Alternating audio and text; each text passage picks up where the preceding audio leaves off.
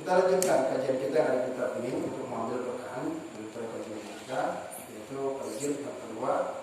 Di sini saya tandai halaman 79. Sana bagian mana?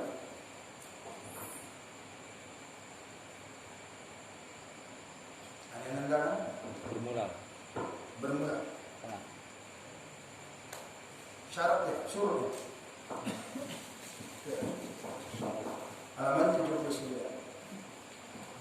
Halaman 79.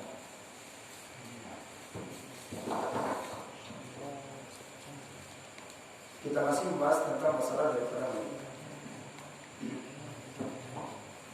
Bagian tengah. A'udzu billahi minasyaitonir rajim. Bismillahirrahmanirrahim. Bermula syurut sembahyang mayit itu, artinya syarat-syarat sembahyang mayit seperti segala syarat sembahyang yang lain juga sama. Jadi dia itu syaratnya adalah bersuci. Jadi tidak sah orang yang salat jenazah kalau dia tidak bersuci terlebih dahulu. Sama dengan salat-salat yang lain. Dan tiada disyaratkan berjamaah, tidak mesti. Tidak disyaratkan dia itu salat berjamaah. Ayo kita berjamaah, itu cuma kelebihan saja, boleh, tapi tidak ada syaratnya. Kalau dia berjamaah, maka dia itu disunatkan untuk dia yaitu berjamaah mengadakan qomat-qomatnya, yaitu as-salatu jami'ah. Yang pula qomat pada qamati salat. Itu tidak ada dalam salat berjenazah, itu adalah pada qamati salat, tetapi as-salatu jami'ah. As-salatu jami'ah rahmatullah. Tidak ada syarat dia dengan berjamaah. Dan gugur fardu sembahyang itu dengan dikerjakan oleh seorang laki-laki. Dan jikalau ia kanak-kanak yang mumayyiz serta ada di sana yang balik sekalipun. Misalnya orang meninggal di sini, ada orang meninggal di sini, maka yaitu satu kampung ini mungkin pada ini tak ada yang sholatkan, tak ada yang sholat. Cuma ada Pak Imamnya aja yang sholat sini, yang sholat, maka gugur dosa di sini, gugur. Namanya fardu kifayah. Jadi kalau misalnya satu aja yang sudah mensolat, tapi kalau tidak ada yang mensolatkan, maka berdosa satu kampung ini. Walaupun ada orang alim di sini, walaupun ada orang soleh di sini, maka berdosa satu kampung. Tapi kalau ada yang sudah menjalankannya, maka dia itu adalah gugurlah fardu sembahyang baik itu dengan dikerjakan. Walaupun itu cuma anak-anak yang masih mumayyiz, belum dewasa tapi mumayyiz dia, maka dia dapatkan daripada demikian. Balik. Dan tiada gugur fardunya dengan dikerjakan oleh seorang perempuan. Dia kata laki-laki tidak ada, rupanya untuk mewakilinya perempuan aja lah. Biar aja ibu-ibu yang sholatkan jenazah. Tidak, maka tidak gugur. Tapi kalau untuk anak-anak laki-laki kalau belum memayyiz masih ada kekuatan sedikit untuk daripada ia menggugurkan fardu kifayah itu tadi. Jadi oleh karena itu perempuan tidak dapat menggugurkan sholat jenazah yang dilakukan oleh dalam satu kampung itu. Nah, ini yang kita bahas masih dalam sholat. Dan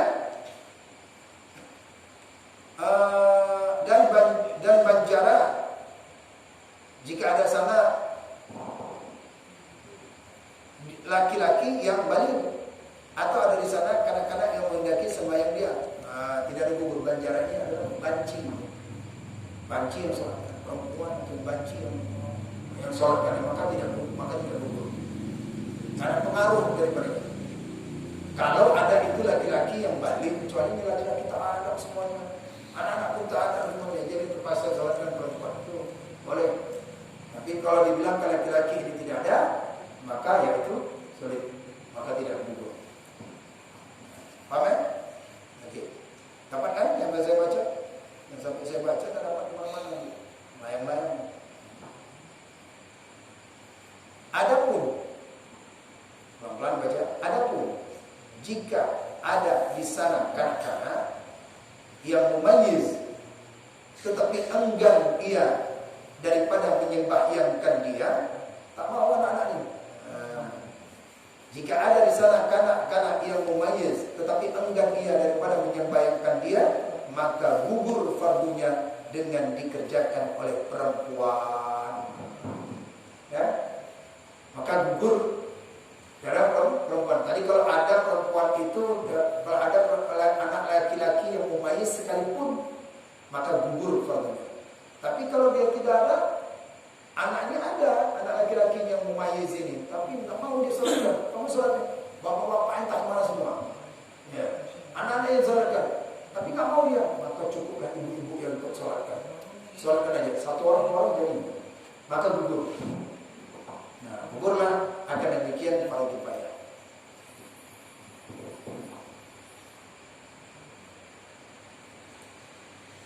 Dan lagi disyaratkan pula hendaklah ada sembahyang mayit itu kemudian daripada mandikan atau ditayamumkan akan dia. Maka jika sukar mandi dan tayamum tiadalah disembahyangkan akan dia. Ya. Syarat untuk mensolatkan mayit, syarat untuk mensolatkan mayit bahwasannya mayit itu sudah dimandikan atau mayit itu sudah ditayamumkan. Andai kata mayit itu tidak dimandikan, tidak ditayamumkan, maka tidak perlu disolat. Nah, itu syarat, karena sudah syaratnya. Setiap sesuatu amalan itu harus melakukan ada syarat. Oh, mayit ini tak bisa dimandikan, kenapa? Bahaya kan nanti kulitnya, tayamumkan. Nah, ditayamumkan, maka oleh karena itu baru bisa sholat. Tapi kalau jika tidak bisa mandikan, tak bisa ditayamumkan, maka yaitu gugur daripada mandi. Tidaklah disembahyangkan akan dialah mayit. Ini poin yang bila terjadi mayit ini kata dokter tidak bisa terkena air, disebabkan nanti bisa membahayakan bagi kulit mayit, apalagi terbakar. Nah, jadi tayamumkan. Juga tayamum tidak bisa, misalkan karena juga dia tidak bisa ditayamumkan, maka ya sudah, sholat tak usah, gugur kita, tidak perlu sembahyang. Kenapa? Karena ada uzur dia tadi, mandi tak bisa, kemudian tayamum juga tak bisa, jadi gugur. Apa yang kita lakukan? Ini kan amalan bagi orang yang berkewajiban, bagi orang hidup untuk sembahyang. Nah, jadi gugur sholat. Ini syarat-syarat untuk sholat, cuma sholat dan bermain. Dan demikian lagi disyaratkan pula pada menyembahyangkan mayit yang hadir. Dan demikian lagi disyaratkan pula pada menyembahyangkan mayit yang hadir, bahwa jangan ia membelakangi dia. Ya. Syaratnya mayit itu jangan di belakangnya. Kalau sudah hadir, mayit itu di depan. Disyaratkan pula pada menyembahyangkan mayit yang hadir bahwa jangan ia membelakangi dia. Dia sholat jenazah, pada sholat jenazah mayitnya di belakang, dia sholat di sini. Usalli ala hadzal mayyiti arba'a takbiratin. Fardhan lillahi ta'ala. Allahu akbar. Jenazah itu belakang letak. Dia tidak syaratkan. Jadi makmum. Jenazahnya jadi makmum. Iya, jenazahnya dimakmumkan ya. Dia jadi imam semua. Salatnya. Itu tidak syarat. Jadi syarat untuk sembahyang imam jenazah itu di depan. Dia di belakang. Makanya kalau ada jenazah sekalipun nanti kalau datang di masjid itu sedang dalam sholat Jumat, sedang dalam sholat ini, sedang dalam sholat fardu atau sunat, hadir jenazah jangan letak di belakang, samping sana. Nah, satu saf itu untuk dia, satu saf ke belakang. Nah, ada sebagian dari masjid enggak sholat fardu, sholat Jumat, mayitnya belakang. Kalau tabur mayitnya di mana? Ya. Berangkat sendiri ke samping sana, ke samping dia. Jenazah itu letakkan samping, jadi ada orang yang samping itu dia sholat di samping sana. Sholat dia samping, jadi dia kepalanya nggak ke sana dia. Kepalanya nggak ke sana. Kalau dapat dia kepalanya nggak kiblat juga. Jadi kepala sini, kaki di sana, jadi kepalanya menghadap kiblat. Jangan di belakang di sana. Itu sering ada saya lihat itu seperti itu. Di sholat jenazah disolatkan nanti sholat habis sholat fardu itu. Rupanya mayit itu diletakkan di belakang. Ini tidak memuliakan. Walaupun itu dia sudah meninggal, tetap juga dimuliakan mayit itu. Maka letakkan di sini.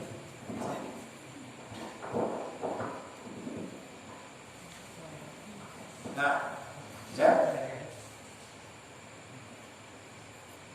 Dan jikalau pada kubur sekalipun, walaupun dikubur, tidak boleh di belakang kanan. Dan jikalau dikubur, dan jangan pada menyembahyangkan mayit itu, dan jangan jauh antara mayit, dan jangan jauh antara mayit. Dan yang menyembahyangkan dia itu lebih daripada 300 hasta. Di sini mayit dia sholat sampai 300 hasta. Kira-kira berapa jauh?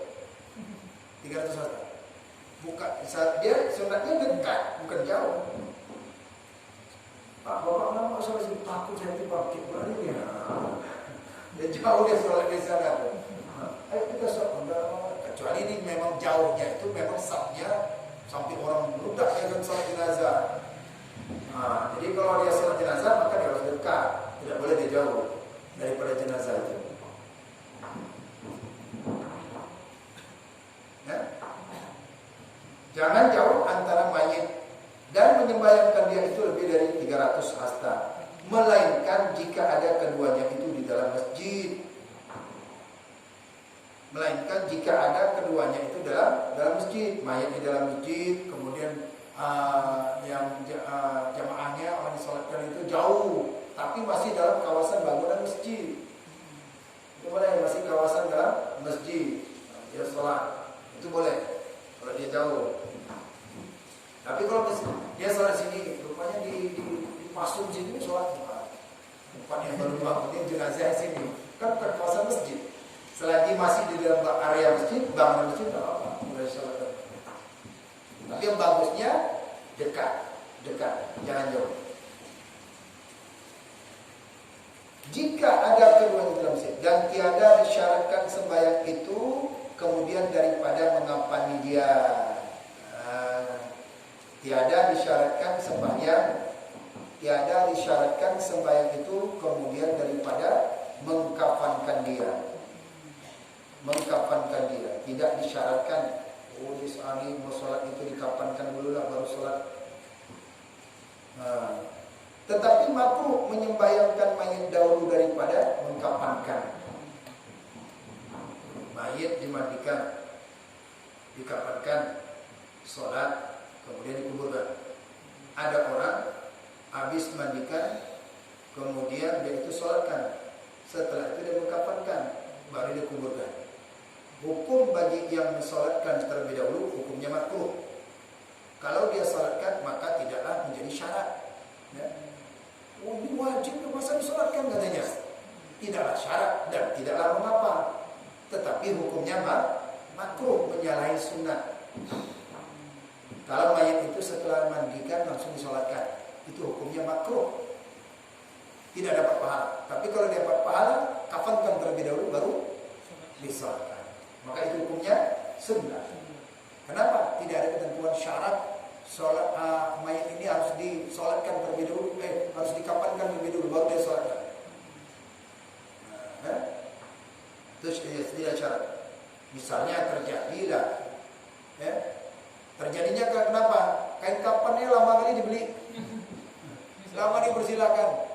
Rupanya ada jamaah kawan-kawannya mau pergi tak kemana atau pesawat dari mana, dia mau sholatkan terlebih dahulu. Nah, saat itu bapak jangan melarang dia. Pak, belum dikapankan ini. Jadi sholatkan, saya mau sholatkan. Kenapa? Saya cuma waktu dapat mensolatkan kawan saya cuma ini. Ya bolehlah. Maka ambil pendapat ini. Boleh, tapi cuma makruh saja. Tidak berdosa. Jelas kan? Anda tahu terjadi nanti ada. Pasti itu. Hal-hal yang di dalam kitab ini pasti ada terjadi. Dan wajib mendahulukan sembahyang mayit atas menanam dia. Nah, itu balik lagi waktu hukumnya wajib.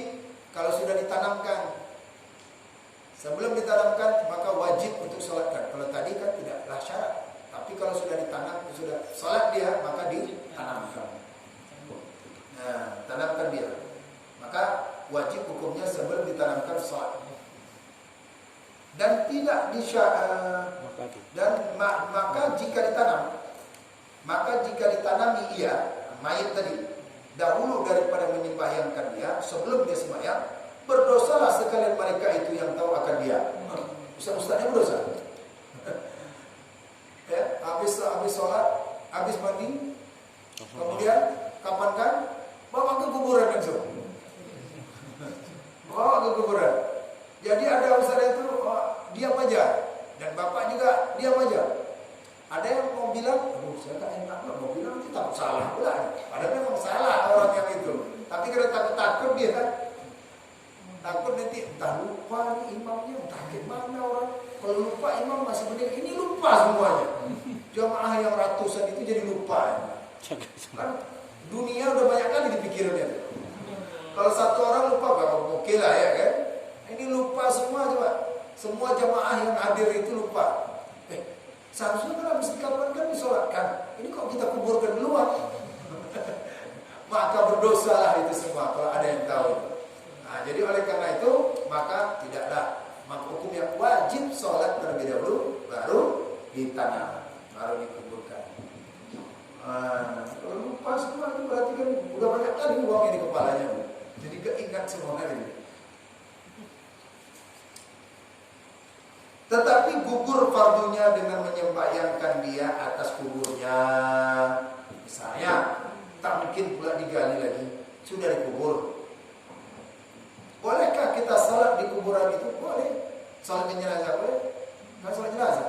Salat gaib boleh, dari kuburkan. Maka yaitu kalau dia sudah ditanam, maka gugurlah fardu kita apabila mayit itu sudah dikuburkan, kita salatkan saja. Allah, boleh. Sama seperti di depan ini. Maka dia cukup dia baru menyembahyangkan di atas kuburan. Tapi jangan di atas kuburan. Ini kuburan. Ini misalnya di atas kuburan ini kita sholat. Jangan di sininya. Di atas. Paham ini jangan atas. Di pinggirnya.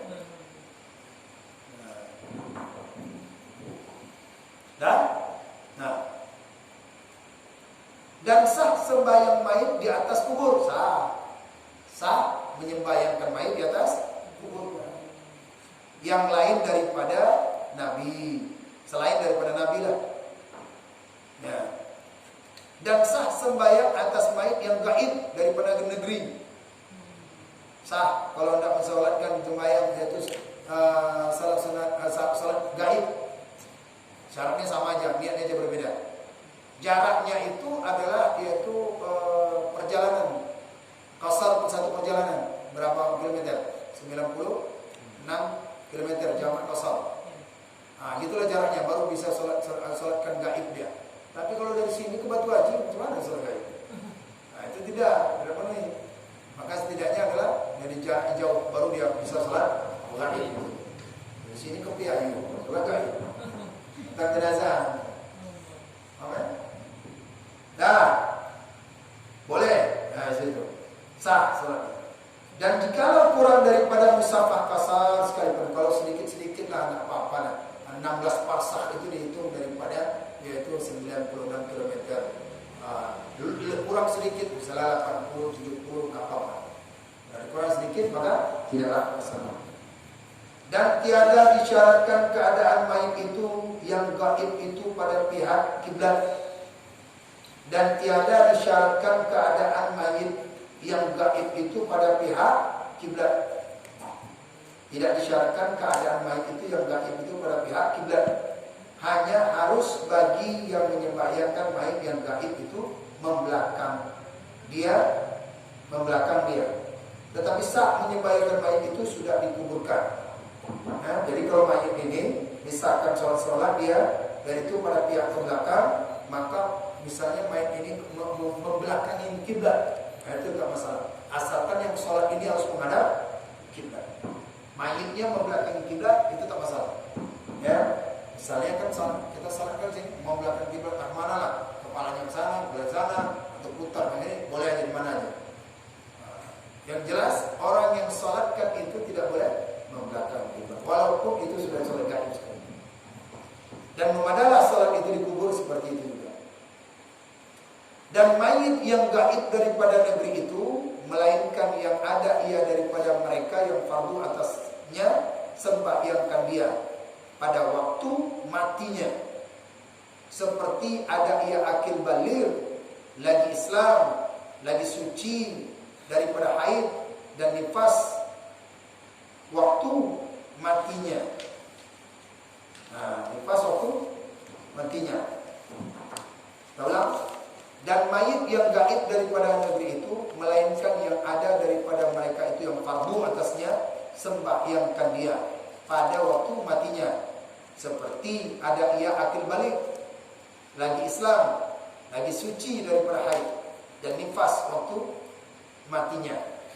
Jadi orang yang demikian itu, orang yang memberikan sholatnya adalah orang yang akil balik, ya, kemudian lagi Islam, suci daripada haid dan suci daripada nifas waktu matinya.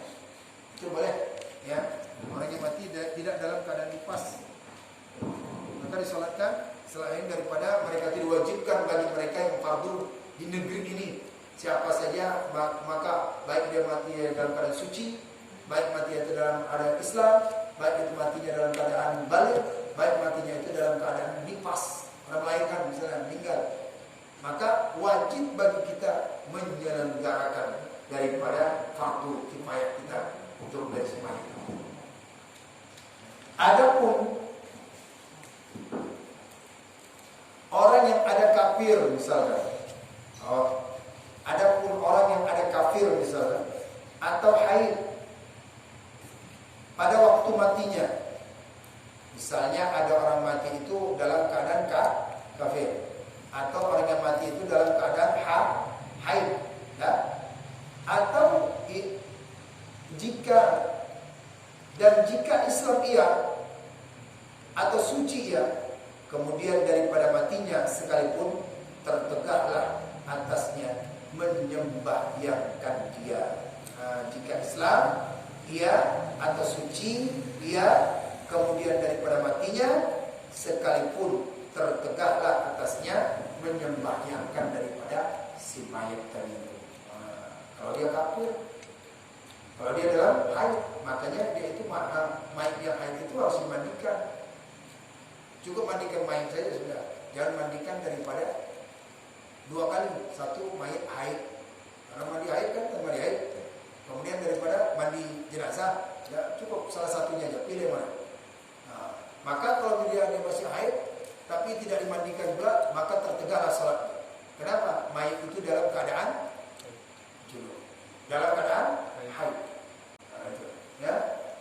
Jadi kalau dimandikan dia, karena tidak tahu ada orang melahirkan, ada apa, orang yang haid meninggal, yang meninggal dalam keadaan haid, belum mandi dia, maka kita mandikan itu. Apakah mandi mengangkat daripada haidnya, ataukah mandi daripada mandi jenazah? Boleh antara dua. Sebagian ulama dua-dua dimandi, yaitu dua niat dia, mandi angkat haid dan mandi daripada jenazah. Maka barulah dibawa daripada yaitu ke tempat sholat. Tapi kalau dia khawatirkan seperti ini jenazah, kalau dia dalam haid, macam mana bawa masjid? Ya, dia dalam keadaan haid, walaupun sudah terangkat, disolatkan boleh. Disolatkan dia tidak tertegak lagi. Paham? Ya? Dan demikian lagi orang gila yang sembuh daripada gilanya. Ada orang gila sembuh daripada gilanya, atau kanak-kanak yang balik kemudian dia mati. Ini gila. Setelah dia gila, sembuh dia daripada gilanya, mati. Sadar dia. Anak kecil balik dia, besoknya udah waktunya dia balik, meninggal dia misalnya. Maka dahulu daripada memandikan, sebelum memandikan dia, dahulu daripada memandikan dia, maka dahulu daripada memandikan dia, maka yaitu tertegak atasnya menyembahyangkan dia. Ya? Dahulukan memandikan, dahulu daripada memandikan dia. Maksudnya apa? Dahulu pada memandikan dia? Bukan dimandikan dulu, salatnya dulu sebelum mandi. Plus orang gila sembuh dia, besoknya sembuh dia, kemudian meninggal, maka yaitu dia disolatkan, baru anak kecil mumayyiz belum balik, besoknya balik, meninggal dia. Maka dahulu daripada apa di sini? Dahulu daripada memandikan, daripada dia berarti disolatkan. Kalau dia itu daripada mandikan dia, dahulu daripada mandikan, yaitu tertegak atasnya menyembahyangkan dia. Belum? Mana ada paham? Paham? Berarti sholatnya sekali aja berarti. Berarti sholatnya sekali aja. Sholat dulu, baru mandi dulu, mandi. Atau kalau mandi nggak perlu sholat gitu. Dahulu daripada memandi, sebelum memandikan dia, daripada memandikan mayit ini, maka yaitu tertegak atasnya. Tertegak kan berarti terdindingkan. Sholat itu tak ada, kayak nggak dianggap ada aja. Karena anak ini belum balik. Belum mandi. Belum mandi. Karena dia sudah balik dia sudah balik. Besoknya itu. Makanya Pak, anak yang mandi yang sudah balik itu dia harus tahu cara mandi itu. Mandi wajib, mandi balik, mandi ihtilam. Mandi orang yang baru sadarkan diri kan. Mandi orang yang dari sepuh daripada gila kan ada syarat. Mandi itu kan ada mandi dulu. Disyaratkan mandi orang yang baru masuk Islam. Meninggal dia di situ. Belum sempat, dia sudah siap syahadat mati belum? Bukan meninggal. Macam mana? Maka terlebih dahulu dimandikan. Ya. Adapun Nabi kita dan segala Nabi yang lain, maka tidak disembahyangkan mereka itu atas kubur mereka itu, karena ditegakkan yang demikian. Dilarang sholat. Para nabi-nabi dan nabi yang lainnya dilarang sholat di kuburan. Kita sholat jenazah, sholat gaib, larang. Karena nanti dikhawatirkan nanti bisa timbul kesyirikan, timbul nanti saling memujakan itu, dihindarkan itu. Jadi sholat untuk khusus para nabi dan nabi lainnya. Tapi kalau sholat gaib ada di atas kubur itu selain daripada nabi maka boleh. Adapun nabi kita dan nabi segala nabi yang lain, maka tidak disembahyangkan mereka itu atas kubur, mereka itu karena ditegakkan yang demikian itu. Paham ya? Jelas? Adalah sikit-sikit aja dulu. Berat nanti. Bukan kitabnya berat nih, mata yang berat nih. Mata yang berat nih. Tak capek nanti dah ni, udah cukup hanya ngaji sedikit aja. InsyaAllah kita akan lanjutkan. Kira-kira ada yang tanya? Belum kita tutup. Yang kita bacakan tadi. Sedikit.